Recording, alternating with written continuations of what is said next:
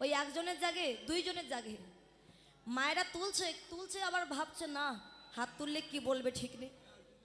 অনেকে বলে আমরা তো আর যশোমতী মা নয়, আমরা হলাম রীতার মা, সীতার মা, সবিতার মা, অঞ্জনের মা, লক্ষণের মা, চন্দ্রের মা, কাজলের মা, দুলালের মা, অঞ্জু ঘোষের মা। হ্যাঁ হ্যাঁ, আমরা তো গোপালের মা নই। গোপালের মাকে আমার নাম যশোমতী বলে আমি যে গোপালের মা হলাম তা হওয়া যাবে না। আহা ঋতুবর্ণার মা। গোপালের মাকে কৃষ্ণের প্রতি যার আছে মতি সেই হলো যশোমতী।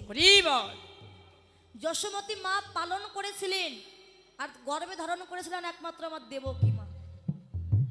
আজকে দেবকী মায়ের গর্ভে জন্ম নিল আর প্রতিপালিত হলো কৃষ্ণ যশোমতীর কোলে। কেন? ওই যে মহাজন বললেন পাপ কখনো বাপ কেউ ছাড়ে না। অপরাধ করলে সে ভগবান